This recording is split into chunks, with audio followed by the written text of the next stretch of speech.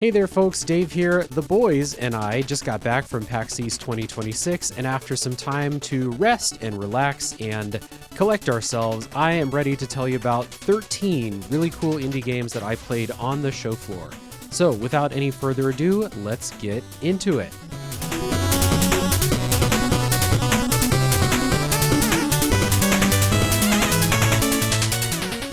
Now, some games just grab your attention at a single glance, one peek out of the corner of your eye, and that was the story with DreadXP's booth on the show floor, and specifically the first game, one of my favorites that I played all weekend, The Secret of Weepstone. One glance out of the corner of my eye at that sweet black and white art style had me floating toward the booth like a cartoon character after a pie on a windowsill. The Secret of Weepstone is a first-person dungeon crawler with a really striking black and white aesthetic and fantastically detailed art. It's inspired by classic D&D, even down to the in-game source book that you'll see when you open up your map and much more. Kind of reminded me of the manual in Tunic. I had a chance to speak with the primary developer Sean on the show floor, and we talked a lot about the simplified mechanics when compared to other D&D inspired or adapted games like Baldur's Gate 3 or Pillars of Eternity. The Secret of Weepstone isn't going to have you staring at combat skills for minutes trying to figure out what they do, but it's still going to be full of impactful decision making and really crunchy dice-based combat. You'll choose your party from a tavern of adventurers, and if one dies, don't worry, death is not the end of a character's utility in The Secret of Weepstone. For example, in my demo, I chose to have one of my characters jump down a toilet hole, and, well, he died. I guess I didn't know what I expected there, but my party was granted a boon that got me through the boss fight at the end of the demo, so death is not the end. Don't fear the Reaper, as they say. So that's The Secret of Weepstone. It's planned for a 2026 release on Steam, and there is a demo on Steam right now. Playing video games at home is cool, but are you looking for a game to play with your friends at the local arcade? If so, look no further than Throwback Jai-Alai Heroes. Developer Astro Crow is doing something really cool and punk rock with Jai-Alai Heroes. It is an arcade-only Jai-Alai game, only available on arcade machines for 2-player and in the future 4-player play. I got a chance to play this against good friend Matt Storm on the show floor, happy to say I kicked their ass, and learned a little bit about Jai-Alai in the process. Astro Crow currently has about 10 cabinets at arcades around the country, and they're looking to expand more. And again, there are no plans for Steam or console releases, so if you want to play this, and I think you do, it's a pretty fun game. If you frequent the arcades, tell them you want them to get Jai-Alai Heroes. I'll put a link to Astro Crow's website down in the description so you can check it out if you're interested. As a turn-based tactics sicko, I often wonder what my favorite games might play like if they were turn-based. Well, Disc 2 Games, who are developing and publishing Canvas City, have one very specific situation for you. What if Jet Set Radio was turn-based tactics? Disc 2 Games is a new studio that spun out of the Dredge developer Black Salt Games, with developers on the team from the team that made Dredge. But this is a very different game. In Canvas City, you'll tag walls and do tricks to earn points to use in combat versus your oppressors. You'll carefully plot out a series of movements, tags, jumps, grinds, and spray paint-based attacks, and then watch it all play out with a bright, colorful, and poppy aesthetic. Canvas City looks to be a really cool idea coming to life. It's planned for a release on Steam and Nintendo Switch, but there is no release date as of yet, so throw them a wish list and stay up to date. Now, I just mentioned Dredge, and Black Salt Games have been very secretive about their next project, so if you want more of a game that might remind you of Dredge, DREADMOOR by DreamDock Games is looking like it might hit some of those same notes.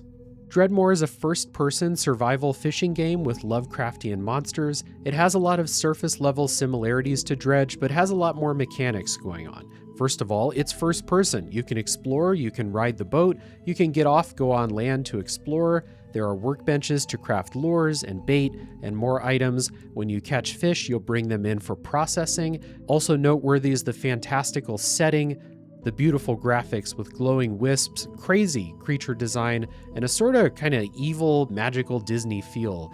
For example, at the beginning of the demo, you go into a new area and there's a house on top of a giant crab-like creature that spears a predator animal and rips them apart as they swim by.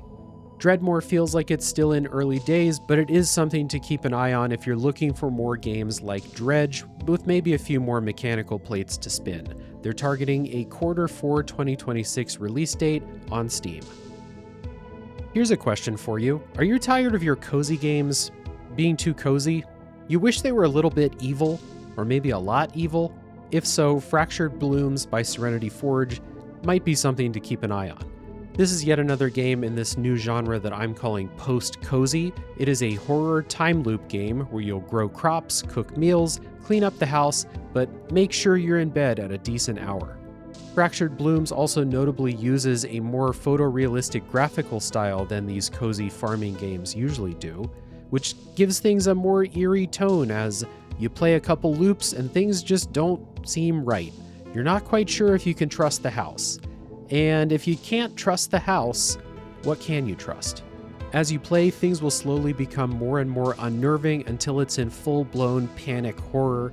The demo that I played condensed this process a bit, so I got to see the calm beginnings and I got to see shit hitting the fan at a certain point, which was kind of insane. But in the full game, it's going to take a longer time to get to that point, so that process will be slower and probably creepier as a result.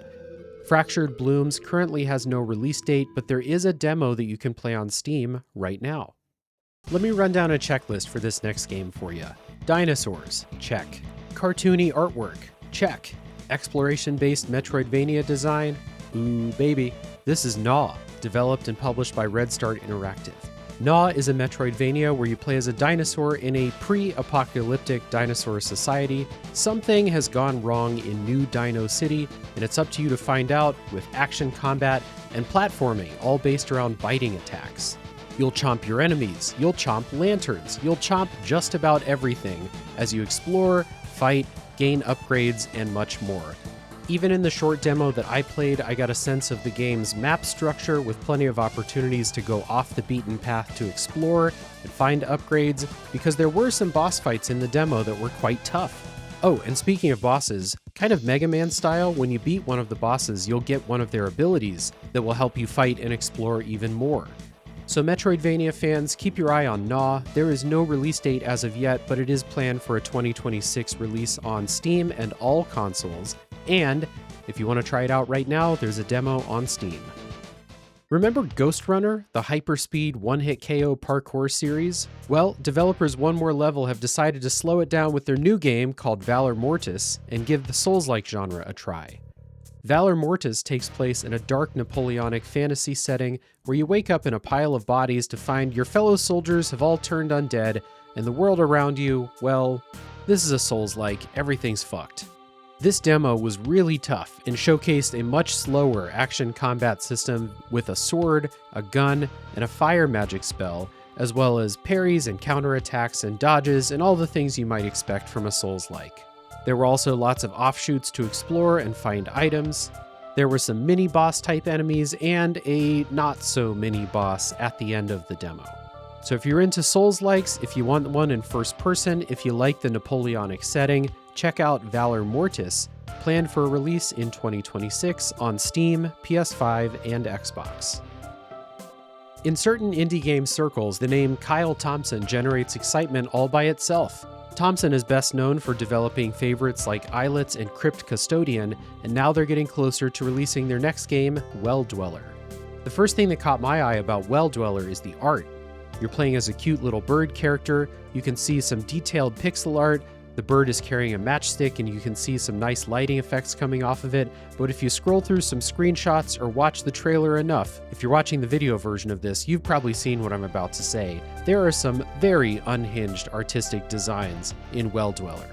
But hey, it's up to you as the little bird character to fight back against those fucked up designs, whatever they are, armed with your matchstick and a nice diegetic UI system where the matchstick flame dwindles as you lose HP. The demo I played was full of combat, platforming, and what promises to be a huge map to explore, and this one looks like another great game to watch out for all you Metroidvania fans out there. Well Dweller is planned for a 2026 release on Steam. Here's one for the turn-based tactics freaks among us. Never's End reminds me of Final Fantasy Tactics with the environmental interactions of Divinity Original Sin, with every dial turned up to 11. In Never's End, there's an island village that's all that's left of humanity, and you'll need all of your tactics brain to fight back. I got a chance to speak with the developer on scene, who told me there is plenty of narrative in the game, but it's all in service of those sweet, sweet tactics.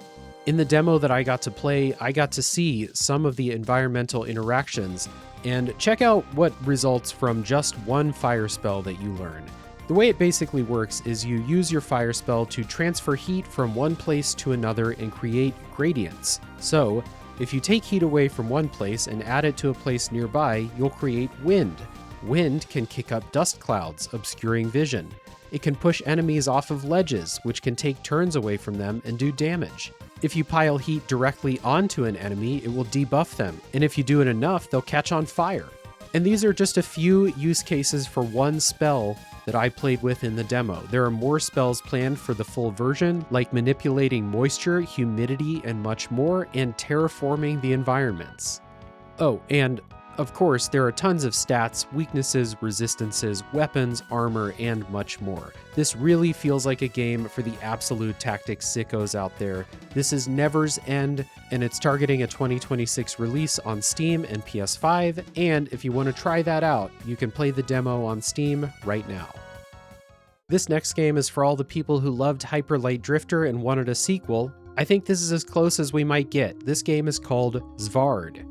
ZWAARD is a top-down action-adventure, again with a very strong Hyper Light Drifter-esque feel. You'll fight with a sword, you'll do twin-stick shooting, you'll chain dashes together to get around quickly, you'll solve puzzles in the environment, and much more, and along the way you'll find parts to upgrade and customize your sword, which seems to be the big selling point for ZWAARD. Changing out components of your sword will change how your sword works. It will change how heavy it is, how quickly you can swing it, how the animations work, and its utility in different situations.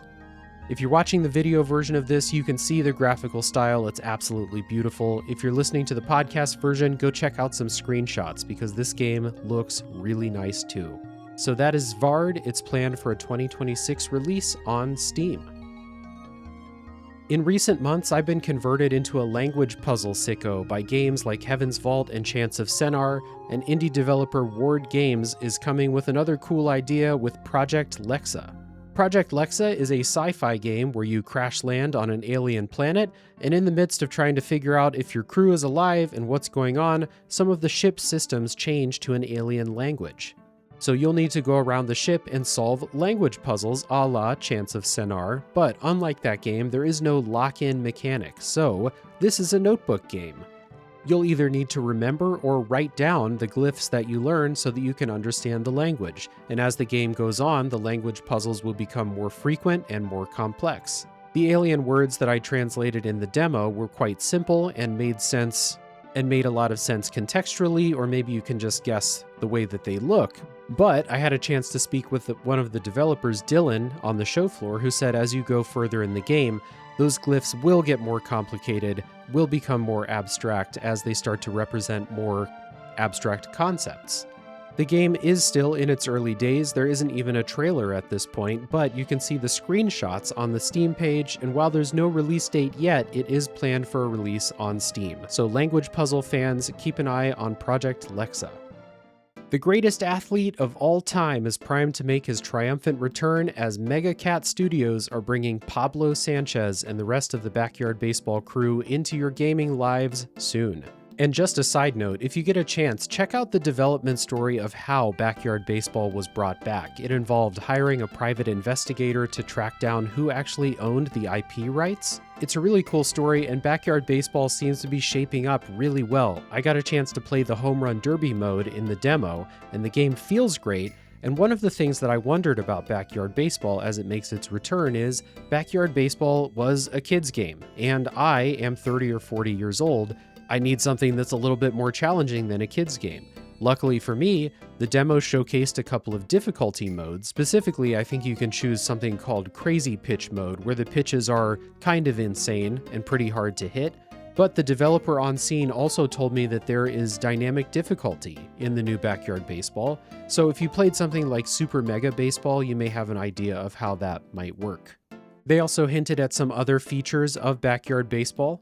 things that may calm your mind in the cursed gaming year of 2026. There will be no players hidden behind microtransactions. Backyard Baseball is not going to be a yearly release. Instead, they plan to add content as they go, and they hinted at the possibility of real-world collaborations, just like the old games did, where you could get Derek Jeter and other players in your Backyard Baseball game. So I'm really excited to get back into Backyard Baseball. It's slated for a July 9th, 2026 release date on Steam, Xbox, PS5, and Switch. And at the end, one final bonus game. Kind of a bonus because this game's been out for a while. It's called Tainted Grail: Fall of Avalon. The reason it's in this PAX wrap-up is there was a demo on the show floor, and it was a lot of fun. I hadn't played this before, but I knew about it as a first-person RPG that kind of, on the surface, reminded me of games like Oblivion and Skyrim. But what I didn't know is the Tainted Grail: Fall of Avalon has quite a bit more mechanical depth and challenge to it than something like Skyrim did. In the demo that I got to play, the character had all sorts of really fun weapons and skills and spells and things like that. The demo took place in the recent Sanctuary of Saras expansion that came out in December of 2025, which puts you underwater to interact and do battle with all manner of fucked up sea creatures.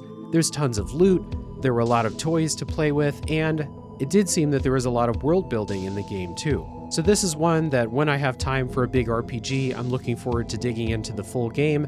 Again, it was released in 2025 on PC, Xbox, and PS5. There is also a demo on Steam though if you want to try it out. That's Tainted Grail: Fall of Avalon. And there we have it, 13 indie games from the PAX East show floor. I had a great time playing these demos on the show floor. I had an awesome time talking with the developers and kind of picking their brains about their design process. And even though big AAA studios had less of a presence on the PAX show floor, it really didn't affect the amount of fun I had playing games, and as always, indie games are exploring all sorts of neat and cool ideas. There are lots of games that were on the show floor that I didn't get a chance to play. Games like Replaced, Fishbowl, Mina the Hollower, Double Fine's new game Kiln, and much more. So if you're on the lookout for more indie games to check out from the PAX East show floor, please check out other content made by my friends and frequent collaborators, such as The Indie Informer, 6-1 Indie, No Small Games, Fun and Games Podcast, Crossplay Conversations, Dano Mac, Left Behind Game Club, NOLA Nerdcast, Pixel Spectrum, Game Sandwich, The Pre-Order Bonus, Underplayed, CG Danny B, Kim Chica and Geeks and Grounds Podcast, Boss Rush Media, Pass the Controller, Gamerheads Podcast, The Trophy Room, Date With Us Podcast, Epilogue Gaming, So Many Games, .zip Podcast, Skybox, 1H1D, and many more. Honestly, too many to name here. And a reminder at the end, something that I'm always reminded of when I go to these conventions. We play the games, we listen to the podcasts, we watch the YouTube videos, we read the reviews, we read the reports, but at the heart of it all are the people making those games, making those podcasts, making those YouTube videos, doing the journalism, writing the reviews, and much more. Never forget that at the heart of it all are the people.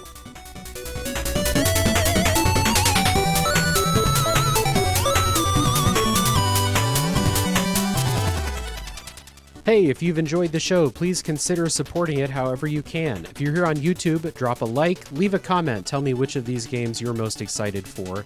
If you're listening on the podcast apps, it's really helpful to get written reviews and star ratings if your app allows that. And if you'd like to support monetarily, you can do that at patreon.com/realdavejackson. So that's all for this. Thank you for listening or watching. Wherever you are, I appreciate you being here, and I will see you next time. Take care.